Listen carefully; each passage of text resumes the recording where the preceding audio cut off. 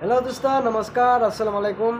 आज आपलोके देखिबले पाबो जे 3000 square feet एटा छदत किमान टका खरच आहे और 3 तला फाउंडेशन करिले आमार किमान टका खरच आइबो 2024 और যদি আপনি ভাবি আছে 2 तला फाउंडेशन करिब बा 1 तला फाउंडेशन करिब তেনে এটো ওপৰত কিমান টকা খৰচ আহিব 2024 মই আপোনালোকক ধুনিয়াকে বুজাই দিম। আমার এটো ঘর আছে আমার 3000 স্কয়ার ফিট অলপ কম আছে 100 স্কয়ার মান কম আছে 3000তকে। এটা আমি গোটেইখিনি আপোনালোকক চাৰিওফালে ঘূৰি আপোনালোকক দেখাই দিম আমাৰ কামটো কেনেকুৱা হয় আৰু এটো লেবাৰ খৰচ কিমান আহিব 2024ত আৰসিসি ঘৰ বনালে বা ছট মাৰিলে কিমান টকা লেবাৰ খৰচ লয় আৰু আপোনাৰ কিমান টকা মাল মেটেল গিটি ৰড বালি লাগিব। এটো ভিডিও চালে আপোনালোকে ধুনিয়াকে বুজি পাব। আৰু আমাৰ শাটাৰিংটো কিমান টকা আপোনালোকে পাৰিব কিনিব বা ভাড়া লয় যদি ভাড়াত আপোনালোকে কিমান টকাত পাৰিব 3000 স্কয়াৰ ফিটত বা আপোনালোকে এইটো ভিডিও চালে বা সৰু ঘৰ বনালে আপোনালোকে ধুনিয়াকে এটা আইডিয়া পাই যাব যে এটা ঘৰ বনাতে কিমান টকা খৰচ আহিব। বলক ভিডিওটো আৰম্ভ কৰোঁ। আৰু আপুনি ভিডিওটো নতুনকৈ চাইছে চেনেলটো সাবস্ক্ৰাইব কৰি দিব আৰু এটা বেল আইকন বজাই দিব আৰু কমেণ্ট কৰি মোক জনাব এই ভিডিওটো কেনেকুৱা হ'ল। ঘৰটো আমাৰ 3 তলা ফাউন্ডেশন 3000 স্কয়াৰ ফিটৰ ঘৰ। এটা আমাৰ সন্মুখৰ পৰা ভিডিও কৰিবলৈ সুবিধা নাই সেইকাৰণে আমি টিঙৰ ওপৰত বহি ভিডিওটো বনাই আছোঁ যাতে আপোনালোকে ধুনীয়াকৈ বুজিব পাৰে ভিডিওৰ মাজত ধুনীয়াকৈ বুজিব পাৰে সেইকাৰণে মই টিঙৰ ওপৰত উঠিছোঁ। এটা আসাম টাইপ ঘৰৰ টিঙৰ চালি এইটো ঘৰ এতিয়া ভাঙি দিব ভাঙি দি পিছত সেইটো আমাৰ সন্মুখত ডিজাইনটো আমাৰ বনোৱা হ'ব। এতিয়া আমি ভিতৰত গৈ কিমান টকা খৰচ হ'ল 3টা ফ্ল্যাট মাৰোঁতে আমাৰ কিমান টকা খৰচ হ'ল এটা এটা ফ্ল্যাট এটা এটা ফ্ল্যাট এটা এটা ফ্ল্যাট আমার 3টা ফ্ল্যাটত কিমান টকা খৰচ হ'ল আমি আপোনালোকক ধুনীয়াকৈ বুজাই দিম। 2024ত আৰসিসি ঘৰ বনালে কিমান টকা খৰচ আহে আপোনালোকক এইটো ভিডিওৰ মাজত আমি ধুনীয়াকৈ বুজাই দিম। আৰু কোনোবাই যদি এনেকুৱা আৰসিসি ঘৰৰ ড্ৰয়িং পাবলৈ বিচাৰি আছে তেনেহ'লে মোৰ চেনেলত ভিজিট কৰক বা মোৰ চেনেলটো সাবস্ক্ৰাইব কৰি দিয়ক তেনেহ'লে আপোনালোকক মই ধুনীয়া ধুনীয়া ডিজাইন দি দিম বা সন্মুখৰ যিটো আমাৰ মডেল হয় আমি আপোনালোকক ধুনীয়াকৈ এটা মডেল দি দিম।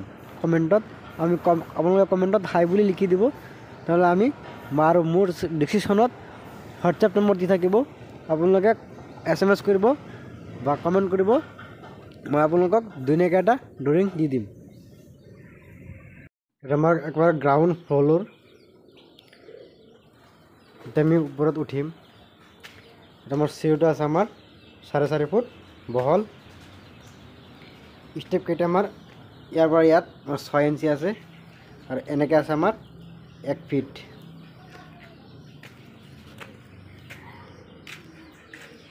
চিৰিটো আপুনি 4.5 ফুট বহল দিব তেনেহ'লে দুজন মানুহ আপোনালোকে ধুনীয়াকৈ কিবা এটা বস্তু লৈ ওপৰত উঠিব পাৰিব।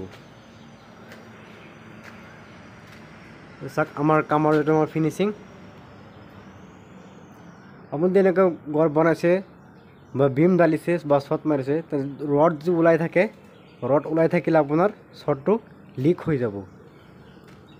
প্লাষ্টাৰ কৰি কেতিয়াও আপোনালোকে ৰডটো ঢাকিব নোৱাৰে। সব প্লাষ্টাৰত ৰডত আমাৰ হাৱা ঢুকিছে ঢুকি মামৰ লাগি এনেকুৱা পৰি পৰি গৈছে। সেইকাৰণে কাম কৰোঁতে সদায় ভাল মিস্ত্ৰী ব্যৱহাৰ কৰিব। চাওক আমাৰ এটা বিমতো হানিকম ওলোৱা নাই। পোষ্টত যে হানিকম ওলাই তেনেহ'লে একেবাৰে বেয়া যদি বিমত বা ছদত যে হানিকম ওলাইছে তাহলে আৰু বেয়া হ'ব ছটটো আপোনাৰ লিক হৈ যাব বা চাব 10 বছৰ বা 20 বছৰ পিছত এনেকুৱা চপৰা সদৰ পৰা পৰি গৈছে। সেইটো আমাৰ ৰডৰ যেটো আমাৰ কভাৰিং আছে কভাৰিংটো দিয়াৰ কাৰণে এনেকুৱা আমাৰ চপৰাকে পৰি যায়। এইটো ঘৰত আমাৰ কিমান টকা খৰচ আহে আমি টোটেল কৰি আপোনালোকক ধুনীয়াকৈ বুজাই দিম। ভিডিওটো লাষ্টলৈকে ধুনীয়াকৈ চাই থাকিব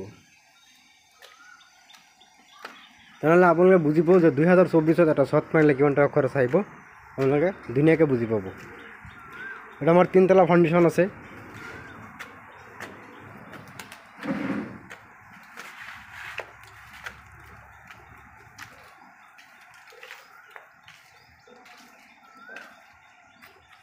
আৰু ছটবিলাক চাক বা বিমবিলাক চাক এটাতো আমাৰ হানিকম ওলোৱা নাই গোটেইকেইটা বিম আমাৰ ঠিক আছে। হানিকম ওলালে ছটৰ চপৰাকে পৰি যাব বা ৰডত মামৰ লাগি যাব। মামৰ লাগি গ'লে আপোনাৰ চপৰকৈ পৰি যায়। প্লাষ্টাৰত কেতিয়া ৰডটো আপোনালোকে ৰাখিব নোৱাৰিব। এইবিলাক চাওক বিমবিলাক কিমান ধুনীয়াকৈ ফিনিচিং হ'ল। এটা আমাৰ কাম চলি আছে ৰহাত। আমাৰ 3টা ছাদ কমপ্লিট হ'ল। এতিয়া আমি গাঁথনি কামহে আৰম্ভ হৈছে। এতিয়া আমি ওপৰত গৈ আৰু এটা ধুনীয়াকৈ বুজাই দিওঁ আপোনালোকক যে শ্বৰ্ট ডালৰ পিছত ৰডটো কিমান ওলাব লাগে।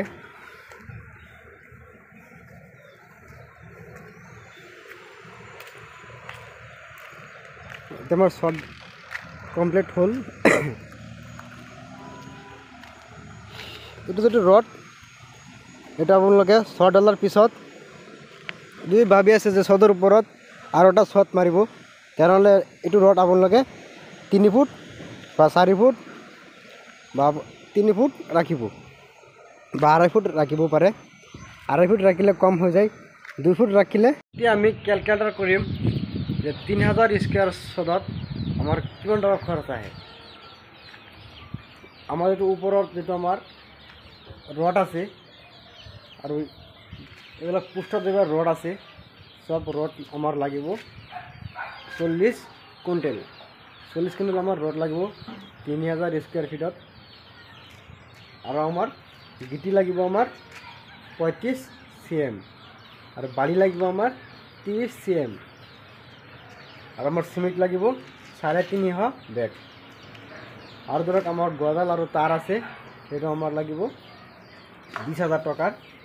আৰু যেটা আমার লেবার খরচ শাটারিং সহ 5.5 লাখ টাকা আমার হব। লেবার খরচটো হল আপনাদেরকে ধুনিয়াকে বুঝাই দিছোঁ যে আমার তলৰটো হল 160 আর আমার শাটারিংটো হল 30 টাকা স্কোয়ার আর আমার 160 টাকা স্কোয়ার ফিট। আমার 3000 স্কোয়ার ফিট আমার 5.5 লাখ টাকা আমার ধুনিয়াকে হয়ে যাব। এটা আমি গোটেইখিনি টোটেল কৰি আপোনালোকক ধুনীয়াকৈ মই বুজাই দিম যে আমাৰ কিমান টকা খৰচ হয়। এইটো হ'ল আমাৰ 40 কুইণ্টেল ৰড,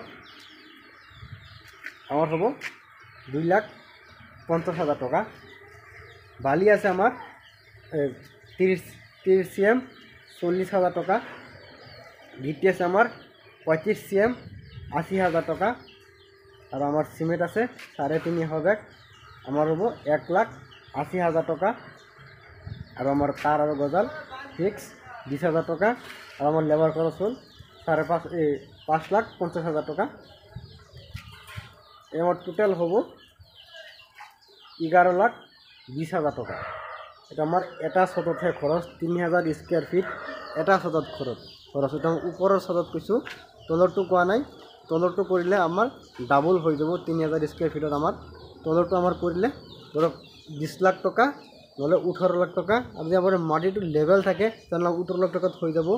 আৰু এই মাটিটো যদি চাপৰ থাকে, ৰোডতকৈ আপোনাৰ যিটো য'ত আপোনালোকে ঘৰটো বনাই আছে যদি চাপৰ হৈ থাকে তেনেহ'লে আপোনাৰ খৰচ অলপ বেছি হ'ব। 20 লাখ টাকা বা 21 লাখ টাকাত আপোনাৰ যিটো তলৰ যিটো আমাৰ শ্বট আছে সেইটো আমাৰ কমপ্লিট হ'ব। তলত আমাৰ পিন আছে, ইটা গাঁথনি আছে, মাটি বৰোৱা কাম আছে, তাত লৈ তলত আৰু বিম দিব লাগে। বিমটো আমার 10-12 হব লাগিব। তাত আমার খরচটো অলপ বেশি হয়ে যায়। তাত আমার ধরক 18 লাখ টাকা, বেশি লাগিলে 20 লাখ টাকা। 20 লাখ টাকাত আপনাদের 3000 স্কোয়ার ফিট সব আপনাদের ধুনীয়াকৈ মাৰিব পাৰিব। আৰ 2 নম্বৰটো আমাৰ 2 নম্বৰটো আপোনালোকে 11 লাখ টাকা, 11,20,000 টাকা আমাৰ ওলাইছে খৰচটো। এটি আমাৰ মেইন খৰচ।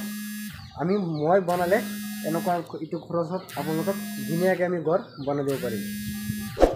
ভিডিওটো ভাল লাগিলে চেনেলটো সাবস্ক্ৰাইব কৰে দিব আৰ বেল আইকন বাজিব আৰ কমেন্ট কৰে মোক জানাব ভিডিওটো কেনেকুৱা হ'ল। ভিডিওটো চাই ভাল লাগিলে ভিডিওটো শেয়াৰ কৰে দিব, লাইক কৰে দিব। ভিডিওটো চোৱাৰ কাৰণে বহুত বহুত ধন্যবাদ। Thank U.